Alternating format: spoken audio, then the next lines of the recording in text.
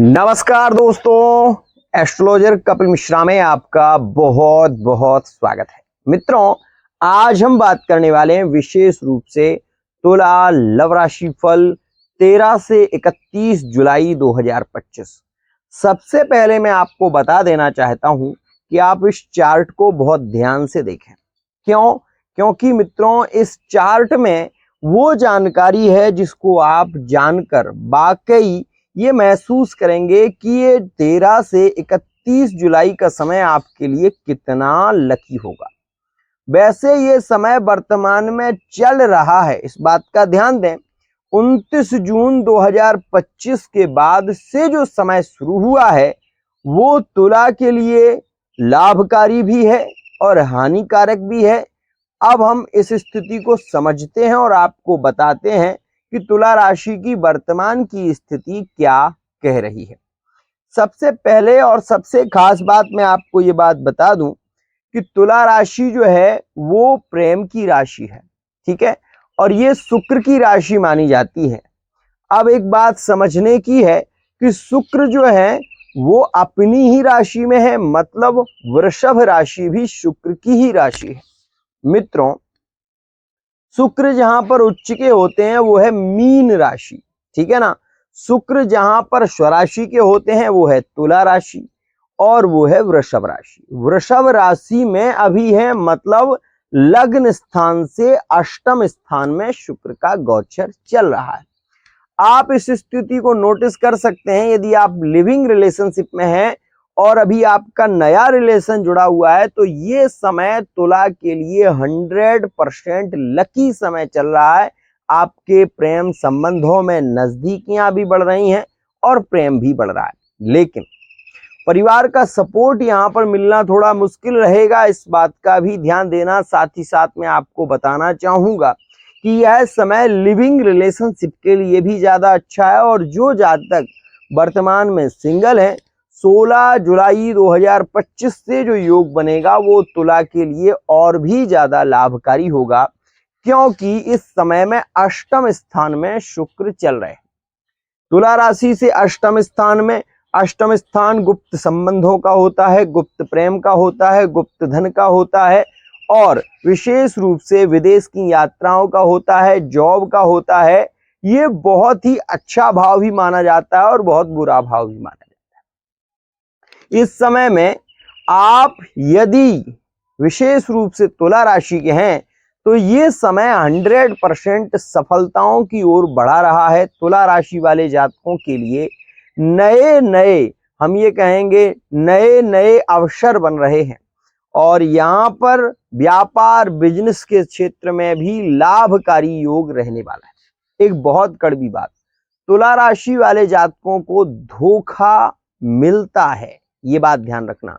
और एक खास बात, तुला राशि वाले जातक समानशील व्यसनेषु सख्यम, मित्रता को भी निभाना चाहते हैं, अच्छी तरह से निभाते हैं।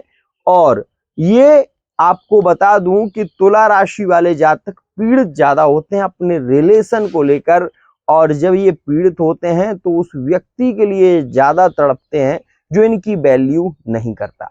ऐसी कौन सी राशियां हैं जिनमें तुला राशि वाले जातकों को कभी कभी बहुत ज्यादा मानसिक तनाव सहन करना पड़ता है? तो तुला कुंभ में ये चीज ज्यादा देखने को मिलती है। तुला राशि सिंह राशि में बहस ज्यादा होती है, तो वहीं तुला और वृश्चिक के संबंधों में विवाद ज्यादा देखे जाते हैं।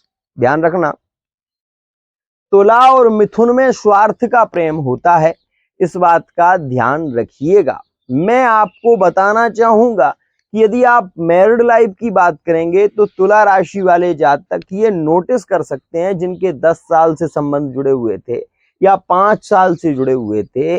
आपने नोटिस किया होगा कि अक्टूबर के महीने में 2024 में भी तुला राशि वाले जातकों के रिश्तों में बहुत ज्यादा प्रॉब्लम आई है और तुला राशि वाले जातक अपनी मैरिड लाइफ को वो कहीं ना कहीं हम कहेंगे कि रोए हैं, पीड़ित हुए हैं, क्योंकि 2023 से जो योग चल रहा है वो तुला के लिए ज्यादा अच्छा नहीं है। 18 मई के बाद जो योग शुरू हुआ है वो तुला के लिए अनुकूल भी है, नए रिलेशन की ओर ले जा रहा है, साथ ही साथ सफलता की ओर आपको बढ़ाने का कार्य यहाँ पर हो रहा है।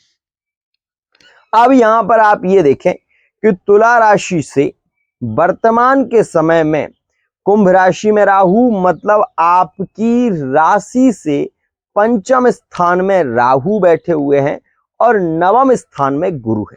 ठीक है ना। आपका नवम स्थान जो है वो भाग्य का है, प्रेम का है, तो वहीं अष्टम स्थान में शुक्र है। अष्टम स्थान का शुक्र तुला राशि वाले उन जातकों के लिए ज्यादा अच्छा है जो एक्स्ट्रा मैरिटल अफेयर में, जो एक्स्ट्रा अफेयर से जुड़े हुए हैं, उनके लिए ये समय ज्यादा लकी रहेगा, ज्यादा श्रेष्ठ रहेगा, क्योंकि इस समय में प्रेम संबंधों में फिजिकली रिलेशनशिप के योग ज्यादा केंद्रित होंगे। जिनके नो कांटेक्ट काफी समय से चल रहे हैं और तुला राशि के हैं, जो थर्ड पार्टी रिलेशन से जुड़े हुए हैं, मैं आपको बताना चाहूंगा 16 जुलाई 2025 के बाद जैसे ही सूर्य का प्रवेश कर्क राशि में, मतलब आपकी कुंडली से दसम स्थान में जैसे ही सूर्य का प्रवेश होगा, वैसे ही third party relation, no contact situation के पुनः जुड़ेंगे और यह योग ज्यादा प्रेरित करेगा। 20, 26 और 28 तारीख में थर्ड पार्टी रिलेशन पुनः यहाँ पर लौट कर आएगा, ये बात ध्यान रखना। वैसे मैं आपको ये बात जरूर कहूंगा कि यह समय तुला राशि वाले जातकों के लिए है बहुत लकी।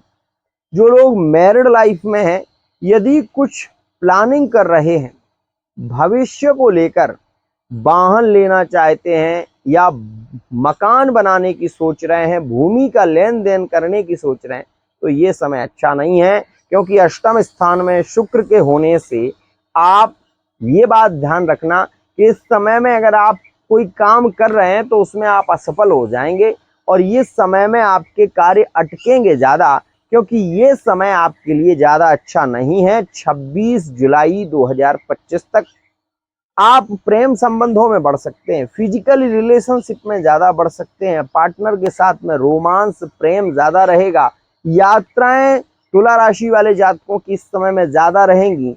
इस बात का बहुत ज्यादा ध्यान देना।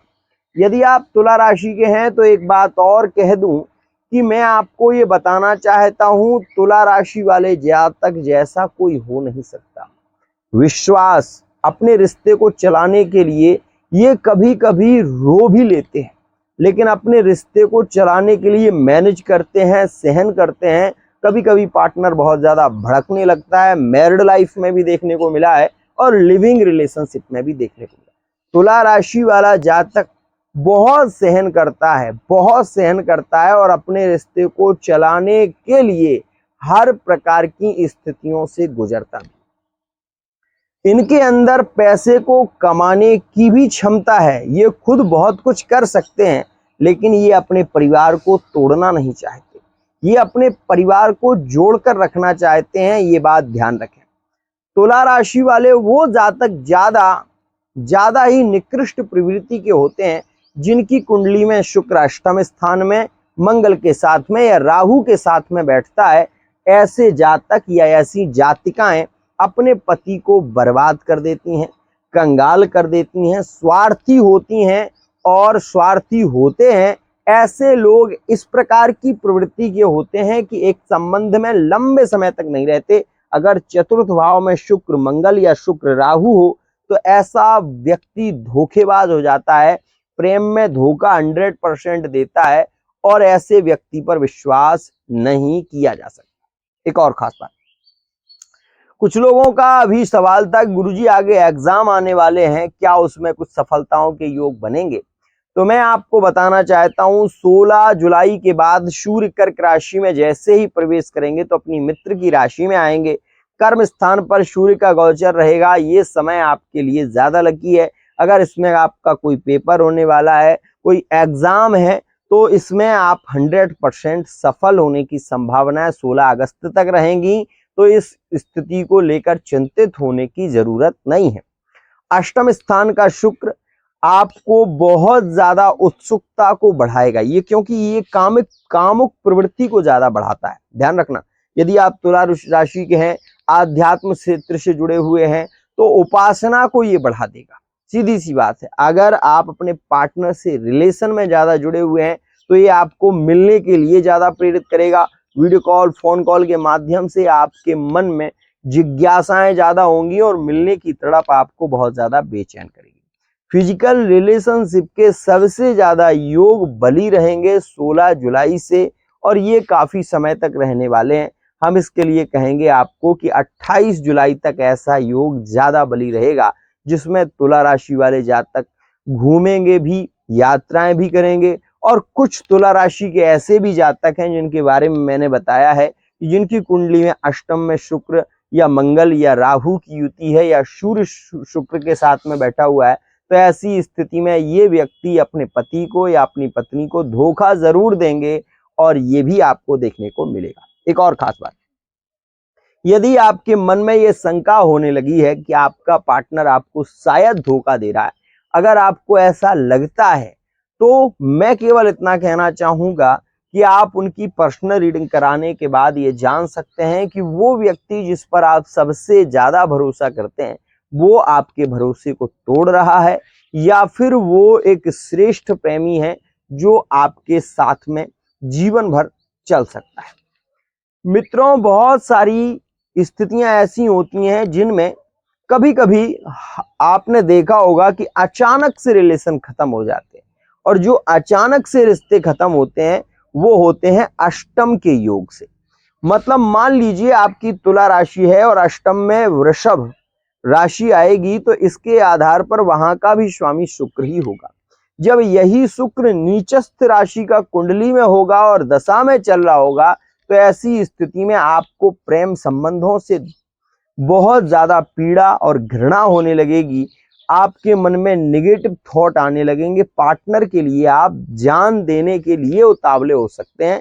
ऐसी स्थिति में कई जातक देखे गए हैं जो प्यार में मरने की बात करते हैं, जो प्यार में कहीं ना कहीं अपने आप को खत्म करने की बात करते हैं।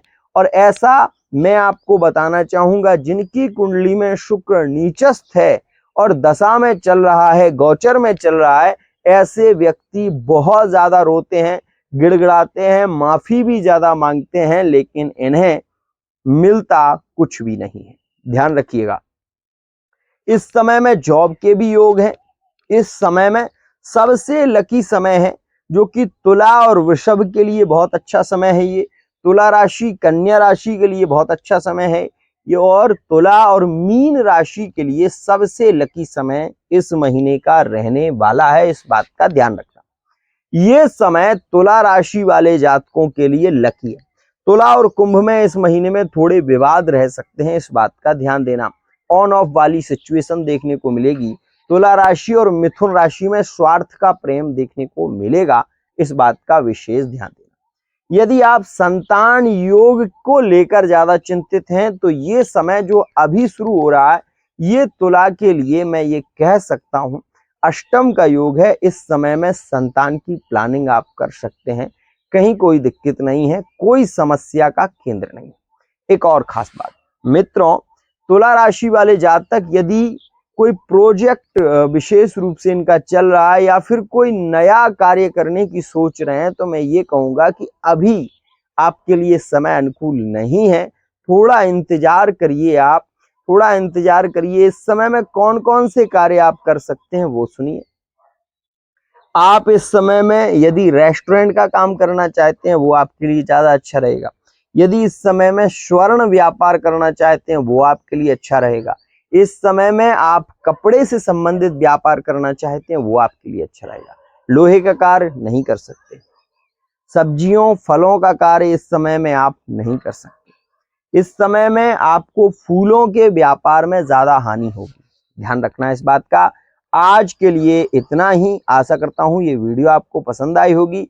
वीडियो पसंद आई है, चैनल को सब्सक्राइब करना ना भूलिए। समस्या है तो समाधान मिलेगा, आपको सच्चा ज्ञान मिलेगा।